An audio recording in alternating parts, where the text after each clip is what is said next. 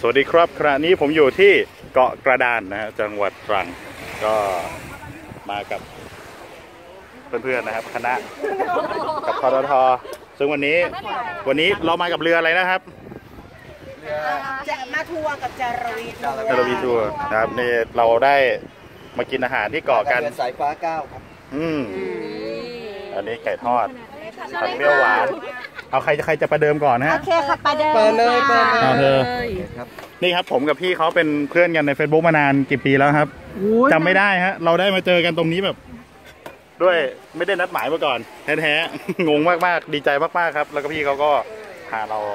ดำน้ำกันกินขนมจีนโลกเรากลมมากๆครับอินเทอร์เน็ตนี่มันดีจริงๆไหนครบน้ำพิมพ์กินอะไรครับอันนี้ไก่ทอดค่ะแล้วก็นี้เป็นผัดเปรี้ยวหวานค่ะอันนี้เป็นแกงเหลืองปลากระพงกับยอดมะพร้าวอ่อนค่ะอันนี้เป็นยำมะม่วงใส่ปลากรอบค่ะอันนี้เป็นน้ำพริกมีชะอมด้วยแล้วมีขนมจีนค่ะมีน้ำยามีไตปลาแล้วก็มีน้ำพริกค่ะเอกลักษณ์ของแกงใต้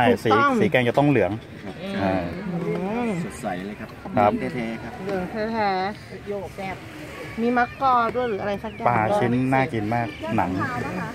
อันนี้ค่ะอร่อยหรืออะไรสับปะรดอ๋อภาษาใต้เรียกว่าย่านัดเดี๋ยวแล้ว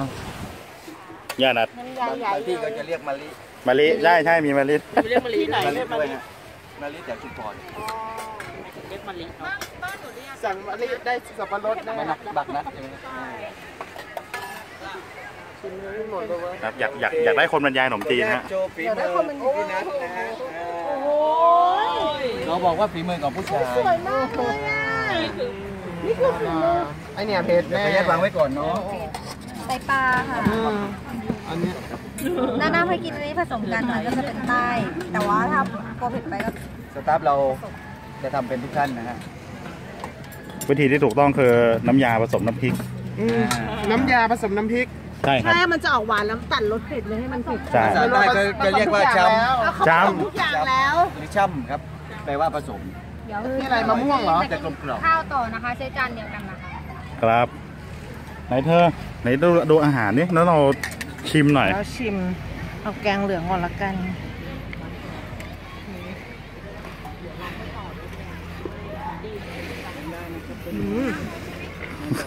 ก้างเหรอถ้าเขาอร่อยนะเราก็ไม่เผ็ดเกินกินได้แล้วเนื้อปลาอร่อยมากเนื้อปลาหวานหิวแล้วอ่ะเราให้กินปลากระพงนิดนึงปลานุ่มอร่อยยังไม่นานเข้าปากเลยกลิ่นมาแล้ว